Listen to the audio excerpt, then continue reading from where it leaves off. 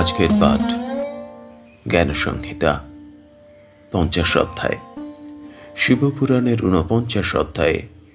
এর আগে আমরা শুনে নিয়েছি বিখ্যাত জ্যোতির্লিঙ্গ বিশ্বেশ্বর বা বিশ্বনাথের উৎপত্তি কাহিনী এবং কাশী মাহাত্ম্য। ৫০ অধ্যায়েও কিন্তু এই কাশী মাহাত্ম্যই বর্ণিত। শুরু করা যাক পাঠ। ঋষি কহিলেন, হে মহর্ষি সুত, বারাণসী যদি এতই পুণ্যক্ষেত্র, তবে এক্ষণে আমাদিগকে তাহার মাহাত্ম্য বল। সুত বলিলেন, ঋষিগণ, বারাণসী ও বিশ্বেশ্বরের মাহাত্ম্য সংক্ষেপে বলিতেছি, শ্রবণ করুন। একদা ভগবতী পার্বতী লোকের হিত কামনায় পরমানন্দ সহকারে ভগবান শঙ্করকে পঞ্চক্রোশীর মাহাত্ম্য জিজ্ঞাসা করিলেন। ভগবান বৃষধ্বজ আমার প্রতি কৃপা করিয়া এই বারাণসী ক্ষেত্রের মাহাত্ম্য সবিস্তার বলুন। তখন দেবদেব জগৎপতি দেবীর এই বাক্য শুনিয়া জীবের মঙ্গল হেতু বলিলেন, দেবী, লোকের সুখ নিদান শুভাবহ উত্তম কথাই জিজ্ঞাসা করিয়াছ। আমি এই ক্ষেত্রের মাহাত্ম্য বলিতেছি। এই ক্ষেত্রের মাহাত্ম্য অতি গোপনীয় হইলেও আমি তোমাকে বলিব, শ্রবণ করো।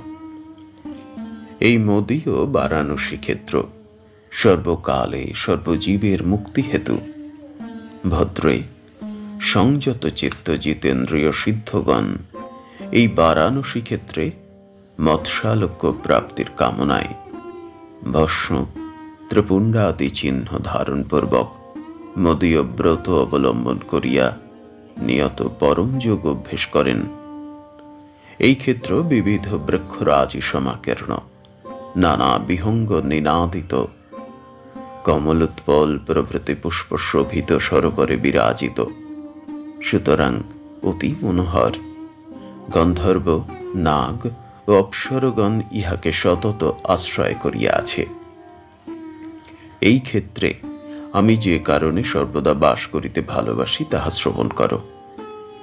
ব্রহ্মনিষ্ঠ তত্ত্বদর্শী মদীয় ভক্ত লোক রাগ, ভয়, ক্রোধ, দ্বন্দ্ব ত্যাগপূর্বক চিত্ত ও সর্বকর্ম আমায় সমর্পণ করিয়া মদীয় ভাবে সর্বজগৎ দেখিয়া সেই হরি আমি এইরূপ বোধ করত দুঃখে দুঃখী ও সুখে সুখী এবং ইষ্ট লাভে হৃষ্ট ও অনিষ্ট সংযোগে ম্লান না হইয়া এই পুণ্যক্ষেত্রে অবস্থান করিয়া ইহাকে তীর্থরাজ মধ্যে গণ্য করিয়াছেন। ওই ভক্ত লোকে ও আমার কোনো পার্থক্য নাই। এই জন্যই এই তীর্থ আমার এত প্রিয়। অধিক কি, আমি ব্রহ্মা ও বিষ্ণু সকলেই আত্মশুদ্ধির নিমিত্ত উক্তরূপ পুরুষকে দর্শন ও তদ অধিষ্ঠিত স্থান বাঞ্ছনা করিয়া থাকি। মৃত্যুকালে যে ব্যক্তির সমীপে উক্তরূপ পুরুষ অবস্থান করেন, নিশ্চয়ই সে মুক্তি পাইয়া থাকে। সুতরাং তাহার নিজের মুক্তিলাভ অবিসংবাদিত। তীর্থ হরি ও আমার অপেক্ষা তাহাকে করিতে হয় না। তিনি কর্তা কর্তব্যের অতীত জীবনমুক্ত ইহা জানিবে। সেই পুরুষ যথায় তথায় মরিলেও মুক্তি ভাজন হইবেন। সুন্দরী, এই তীর্থে কিছু বিশেষ আছে, শ্রবণ করো। ব্রাহ্মণ, ক্ষত্রিয়, বৈশ্য, শূদ্র, ব্রহ্মচারী, গৃহস্থ, বানপ্রস্থ, জ্যোতি, কুমার, বালক ও যুবা, অসুচি হোক, শুচি হোক, নিষ্পাপ হোক, পাপী হোক অথবা কর্মসূত্রে আবদ্ধই হোক, এই তীর্থে মরিলে অসংশয়ী মুক্তি ভাজন হইবে। বালিকা, কুমারী, পতিতা, বিধবা, বন্ধা, রজস্বলা, প্রসবকালে মৃতা বা সংস্কার শূন্য যেই হোক, এই তীর্থে মরিলে মুক্তি পাইবে। স্বেদজ, অণ্ডজ, উদ্ভিজ ও জরায়ুজ এই উভয়ই এই স্থানে মরিলে মুক্তি পাইবে, অন্যত্র কুত্রাপি পাইবে না। কর্মসূত্রে আবদ্ধ জীব যে মুক্তি পাইবে, ইহাতে তাহার জ্ঞান ধ্যান ও নামের অপেক্ষা কদাচ নাই।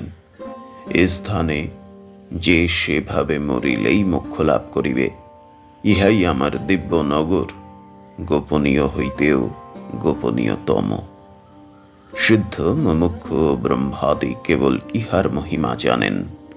ইহাতে মরিলে জীবের সদ্গতি হয় বলিয়াই ইহা আমার প্রিয় ক্ষেত্র। ইহাকে আমি কখনো ত্যাগ করি নাই ও করিব না বলিয়া এই মহাক্ষেত্রকে অবিমুক্ত বলে। নৈমিষারণ্য, কুরুক্ষেত্র, হরিদ্বার ও পুষ্করে স্নান ও নিয়ত স্থান অবস্থান করিয়া মরিলে মুক্তি লাভ হয়, কিন্তু এ স্থানে মরণ মাত্র মুক্তি লাভ হইয়া থাকে, এইমাত্র বিশেষ। প্রয়াগে মৃত্যু হইলে মোক্ষ হয় বটে, কিন্তু এই তীর্থ আমার অধিষ্ঠিত বলিয়া তদপেক্ষা শ্রেষ্ঠ। যেরূপ ধর্মের রহস্য সত্য ও মোক্ষের রহস্য শান্তি, সেইরূপ এই অবিমুক্ত ক্ষেত্রকে পণ্ডিতেরা ক্ষেত্র ও তীর্থের রহস্য বলিয়া থাকেন। এই অবিমুক্ত ক্ষেত্রে যথেচ্ছ ভোজন, ক্রীড়া ও নিদ্রাদি বিবিধ কার্য করিয়াও প্রাণ ত্যাগ করিলে জীবের মোক্ষ প্রাপ্তি হয়। এই কাশীতে সহস্র সহস্র পাপ করিয়া পিশাচ হওয়াও ভালো, তথাপি সহস্র যাগ করিয়া স্বর্গে বাস ভালো নয়। অতএব মোক্ষের নিমিত্ত এই ক্ষেত্রের সেবা করিবে। মুনিগণ অব্যক্ত চিহ্ন ধারণ করিয়া সদাশিবের ধ্যান করিবেন। প্রিয়ে, এই স্থানে মুক্তি সুলভ, অন্যত্র কোথায় তাদৃশ সুলভ নহে। মনুষ্যেরা যে ফল উদ্দেশ্যে এই স্থানে তপস্যা করে, তাহা সাযুজ্য হোক, ব্রহ্মাদিপদ হোক, আমি তাহাদিগকে প্রদান করি। যক্ষরাজ কুবের আমায় সকল কর্মফল সমর্পণ করিয়া এই ক্ষেত্র সেবা করায় গণাধিপত্য লাভ করিয়াছেন। যোগী পরাশর ও মহাতপা ব্যাস এই ক্ষেত্র সেবা বলেই ভবিষ্যতে বেদাদি সংস্থাপনে সমর্থ হইবেন। বৈকুণ্ঠপতি বিষ্ণু, লক্ষ্মী, ব্রহ্মা, দেবর্ষিগণ, অষ্টবসু, দিবাকর, দেবরাজেন্দ্র ও অপরাপর দেবগণ এই মহত্তারা ব্রত অবলম্বন করিয়া এই ক্ষেত্রে আমার উপাসনা করিতেছেন। অন্য যোগীগণ প্রচ্ছন্ন রূপ ধারণ করিয়া এক চিত্তে আমার উপাসনায় রত। ঘোর বিষয়ী ধর্মরুচি বর্জিত ব্যক্তিও এই ক্ষেত্রে মরিলে সংসারে পুনরায় প্রবেশ করিবে না। হে সুব্রতে, যাহারা নির্মম, ধীর, সাত্ত্বিক, জিতেন্দ্রিয়, যম নিয়মযুক্ত, নিষ্কাম কর্মা, সঙ্গবর্জিত ও মত চিন্তায় রত, তাহারা মরণান্তে আমার প্রসাদে এককালে নানা শরীরে কর্মফল ভোগ করিয়া মোক্ষ লাভ করিয়া থাকে। যোগী সহস্র সহস্র জন্মান্তরে যে মুক্তি লাভ করিতে অসমর্থ, এই ক্ষেত্রে মরণ মাত্রই তাহা লাভ করে। দেবী, ইহাই ব্রহ্মার স্থাপিত গোপ্রেক্ষক নামে ক্ষেত্র। ইহাতে কৈলাস ভবন ও গোপ্রেক্ষনাথ দেখো। মনুষ্য এই গোপ্রেক্ষনাথকে দেখিবা মাত্র দুর্গতিমুক্ত, সর্বপাপ বিমুক্ত হয়। পূর্বে ব্রহ্মা কপিলা হ্রদ নামে হ্রদ স্থাপন করিয়াছিলেন। ইহার দর্শনে লোকে পাপ মুক্ত হয়। দেবী, ব্রহ্মার স্থাপিত এই রুদ্ররূপী কপিলা হ্রদ দর্শন করো। সকল দেবগণ এই দেশে আমায় প্রসন্ন করিয়াছেন। দেবী, পূর্বে ব্রহ্মা এই স্থানে আমায় লিঙ্গরূপে আনয়ন করিয়া রক্ষা করেন। বিষ্ণু ব্রহ্মার নিকট হইতে সংগ্রহ করিয়া পুনরায় স্থাপন করেন। তাহা দেখিয়া ব্রহ্মা দুঃখিত চিত্তে বিষ্ণুকে বলিলেন, এই লিঙ্গ আমি আনয়ন করিয়াছি, আপনি কেন স্থাপন করিলেন? তাহা শ্রবণ করিয়া বিষ্ণু ব্রহ্মাকে বলিলেন, রুদ্রদেবে অতি ভক্তিবশত আমি স্থাপন করিলাম বটে, কিন্তু আপনার নামে ইহার নাম হিরণ্যগর্ভেশ্বর হইবে। দেবী, তখন আমি এই হিরণ্যগর্ভেশ্বর রূপে এই ক্ষেত্রে আবির্ভূত হইলাম। আমার ওই মূর্তি দেখিলে লোকে মদীয় লোক প্রাপ্ত হইয়া থাকে। পরে ব্রহ্মা পুনরায় পরম ভক্তি সহকারে সলিলেশ্বর নামে এই লিঙ্গ স্থাপন করেন। আমি সেই রূপে তথায় অবস্থান করি। এই সলিলেশ্বর ক্ষেত্রে প্রাণ ত্যাগ করিলে মনুষ্যের পুনর্জন্ম হয় না। এই স্থানে আমি ব্যাঘ্ররূপ ধারণ করিয়া বলদর্পিত দেব শত্রু একজন দৈত্যকে বধ করিয়াছিলাম। তাহাতেই আমি ব্যাঘ্রেশ্বর নামে খ্যাত হইয়াছি। উহা দর্শন করিলে মহাপাতক নাশ হয়। পার্বতী, পূর্বে তোমার পিতা হিমালয় আমার প্রিয়তম স্থান বোধ করিয়া এই স্থানে স্বয়ং শৈলেশ্বর নামে এক লিঙ্গ স্থাপন করিয়া রাখিয়াছেন। ইহাকে ভক্তিসহ দর্শন করো।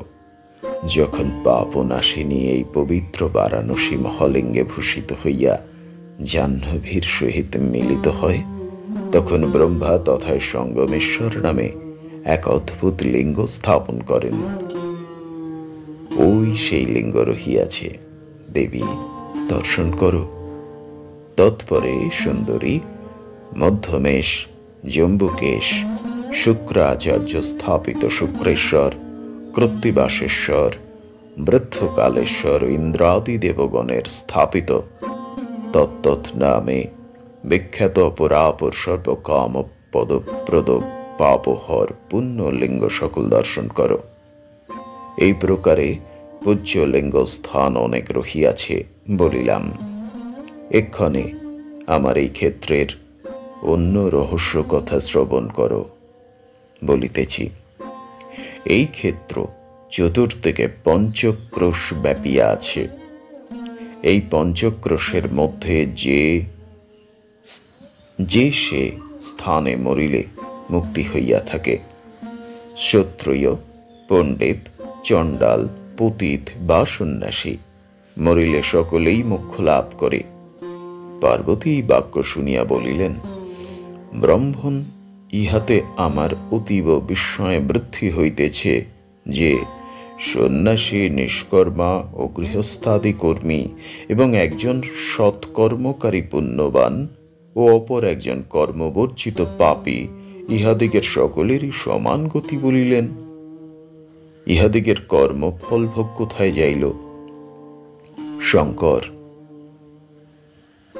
সংশয়বশত অপর এক কথা শ্রবণ করুন। মৃত্যুকালে স্বীয় মন যথা গমন করে, দেহের তথায় পুনর্জন্ম হয়, ইহা আমার শোনা আছে।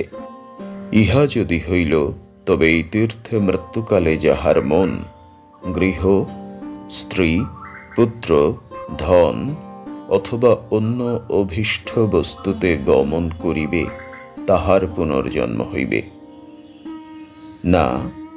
কি তীর্থমরণ জন্য মুক্তি হইবে? ইহা অনুগ্রহপূর্বক বলুন। পার্বতীর বাক্য শুনিয়া তখন শঙ্কর বলিতে আরম্ভ করিলেন। ৫০ অধ্যায় সমাপ্ত। ওম নমঃ শিবায়, ওম নমঃ শিবায়, ওম নমঃ শিবায়।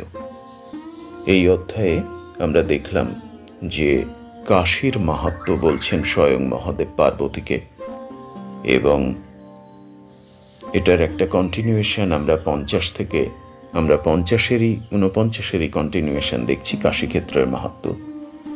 এবং পাঠ শেষে এটুকু বুঝলাম যে ৫১ অধ্যায়ও কাশীকে কেন্দ্র করেই। শুনে নেব পরের পাঠে জ্ঞানসংহিতার ৫১ অধ্যায়।